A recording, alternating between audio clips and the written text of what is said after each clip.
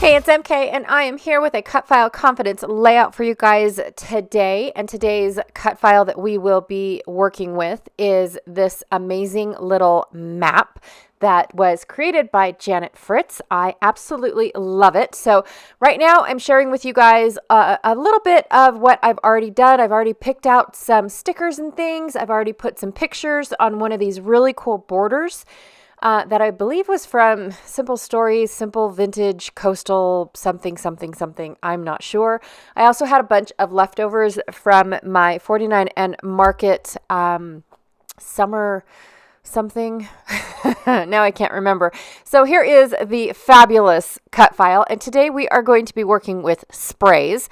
And I'm actually going to be pulling out my spritzes, which I have not tested yet. Like I haven't done my little samples so that way I can see what they are. So I'm going to be doing that later as well. Here. And then the papers that I picked out are from Minte, and they're from the Lighthouse collection. I love this paper number 3, which is the these ocean waves and this beautiful porthole on the back side.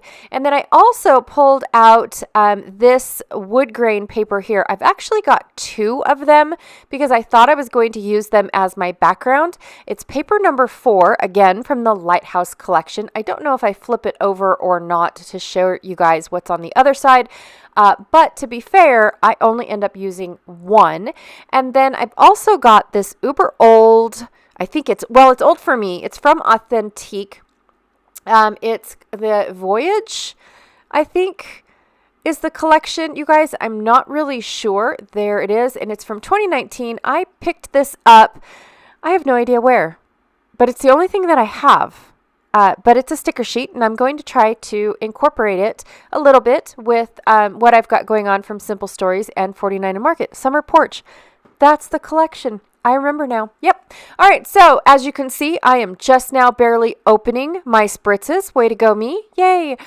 Eventually, I will open up all of them, and I do end up swatching. That's what this is called. Swatching all of them so I can see what it looks like.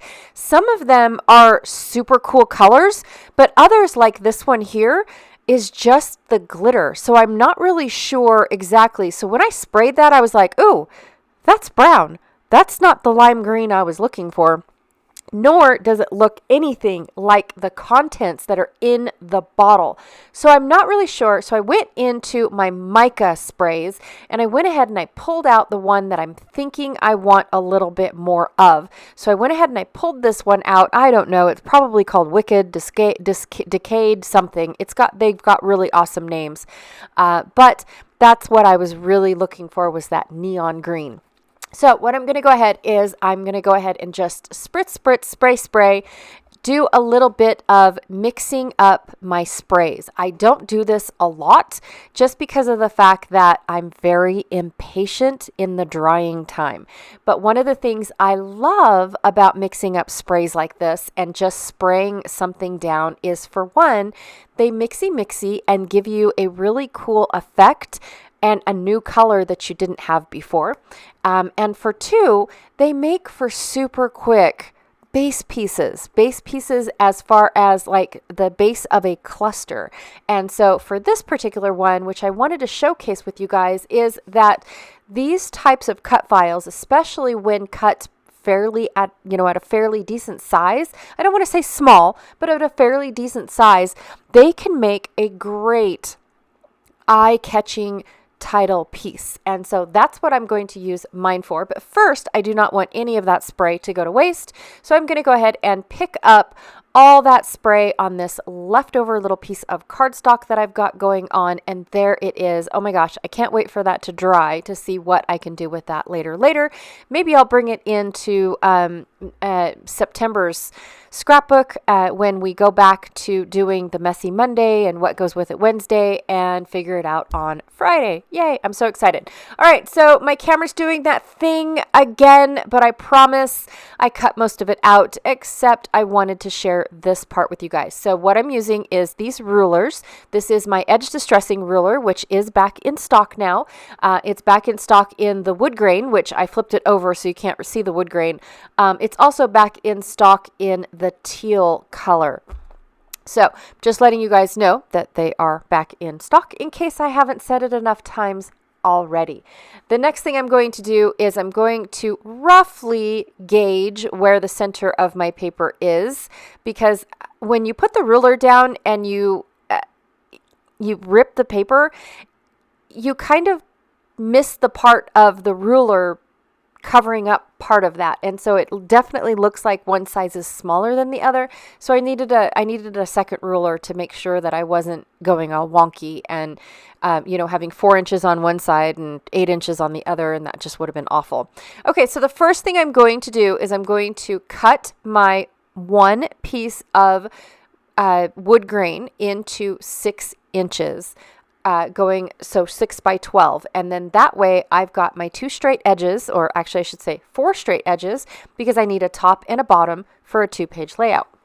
Then I'm going to take my ruler again, and I'm just going to roughly rip around, and then that way I have my ripped edges. I'm going to be having these all put on white cardstock, and of course you guys know me, I'm going to distress the edges because that's what I like to do, and I like the fact that it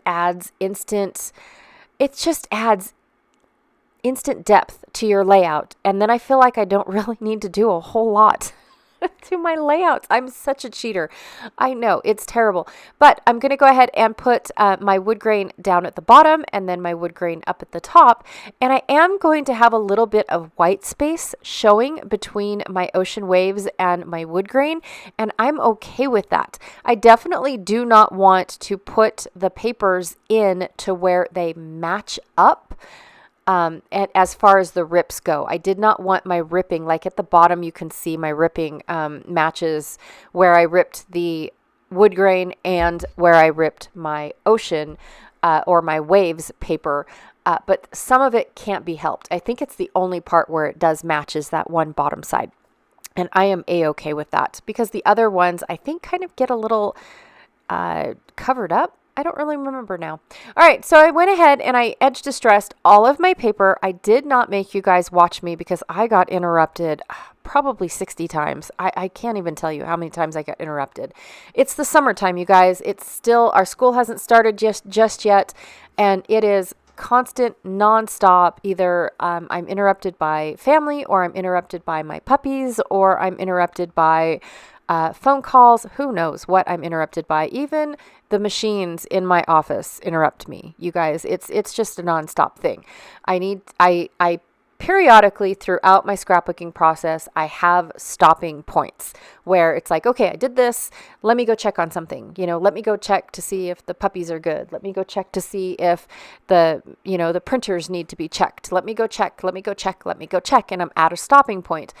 Does it ever happen that it's always at the stopping point? Of course not. That's just silly. Why on earth would that happen? Okay, so I mixed up my papers. I completely forgot where they were supposed to go. And now I'm working on figuring it out. Yay, I figured it out. Okay. When I do all the shifting of the papers, I sometimes forget how they're supposed to go. But I love having a little bit of that white being seen between my wood grain and my water paper. I actually do really like how that looks. And then I'm going to go ahead and tuck some of it behind the what is that called? The wood grain paper, and then some of the wave is going to go in front of the wood grain paper. So I thought I already had how I wanted my pictures laid out, but just to be on the safe side, I wanted to double check to see. So we are in Huntington Beach, which I actually think we're in Long Beach, and we are at, I believe it's Pier 39, which is weird because San Francisco also has a Pier 39. I just never thought of that. I thought that the piers were like 1 through 1,000,002 all the way up along the coast. So Pier 1 is way down south, and 1,000,002 is way up north, or however they started it, whether it's north to south or south to north. I didn't know that, but apparently they all start in the 30s and they all end in the 30s, and everybody has exactly 10 piers per beach, and they're all in the 30s. No, I'm just kidding. I do not know how that works. So here again, my camera goes in and out and in and out, but it does fix itself through the rest of the video. So I did cut out most of my blurry bits. I say most because there are going to be some more little blurry bits closer to the end. But I did try to cut out most of the blurry bits. So basically all you missed of me is laying out a few of my papers and embellishment, not papers, just a few of my embellishments. I have these little scraps that are from the 49 and Market Summer Porch collection. They're just the teeny tiny little striped piece and a little bit of ripped green. They've been hanging around since one of our kit conspiracy kits that we did, and I used some of it, but I didn't want to throw away all of it. I know, you guys, I really need to start throwing stuff away. I mean, come on. Did I really need to save those little pieces? No, I could have definitely thrown those away and not even missed that I had them. But look, I just used all 3 pieces and they look fabulous on my layout. They blend, they match, they're perfect. And I didn't have to do anything. They were already ripped. They were already distressed. They were already glued together. I just can't throw anything away. I need to get past that. But when the scraps are calling, they work really, really well. So I can't not do it. Was that enough knots in order for me to get past my negatives? I don't remember.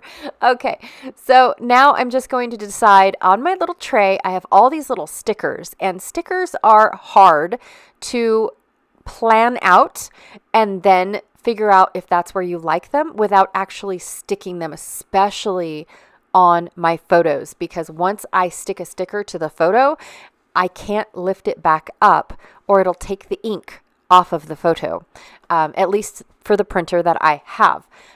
So that is how that works. So I have to strategically decide where I want all of these really cool pieces before I actually stick them to my picture. And some of them, yes, I do want them to interact with the dead spaces of my picture because it brings your eye in. Like, what was this so significant? Why did you want this particular picture to be 4x6, like especially the actual pier right here? I usually get the entrance of the pier because it's actually really cool. It's got this metal work that goes from side to side on a post, like an awning or a bridge that you walk under, and it says Pier 39. It's really super cool. They're super proud of this particular pier. And then you walk all the way down to the pier, and there's little shops all the way along the pier. And then at the very end is this super cool restaurant that has windows all the way around. And I don't remember exactly what it was called, but it looks like a little 50s diner type area. We actually haven't eaten there before, but it is a super cool little restaurant where you can go inside and look at, the pier in 360 degrees because it's all windows and whatnot. So super cool. I don't think it's all windows, but I'm exaggerating just a little bit. But yeah, we always go down. There's lots of people actually fishing. I don't know what they're catching, but tons and tons of people. Like every bench that you stop by, like 3 feet away from the bench, you see a fisherman and their little bucket and their little tackle box, and it's just the cutest little thing ever. But we really do enjoy going down to see this pier. We try to get the kids a sweatshirt or a t-shirt from the pier, but depending on the season or when we hit the pier, they don't have it, and then we have to go and walk across the street and check out those shops over there as well. I think there's called a Jack's Surf Shop that we end up usually going to get our apparel for this visit. It's just a thing that we do. All right, you guys, so that is my little layout. I absolutely love taking cut files like this and making them part of my title. So this one just says, "Hello, Summer Vibes." And it's beautiful, and it just kind of just shows that we've mapped out, where we were going to walk for the day type of thing. I absolutely enjoy it a lot. So anyways, don't forget to check out Janet Fritz's channel. She is Galaxy Girl Creations here on YouTube, and my partner in crime, she is the Janet in MK and Janet's Cut File Confidence. So please go check out her channel. Also too, I have a link down below, or actually at the end of this video, where you can click to see the playlist. And if anybody else is playing along here on YouTube, they will put their videos right there in that playlist. All right, again, thank you so much, and I will check you guys all later. Bye.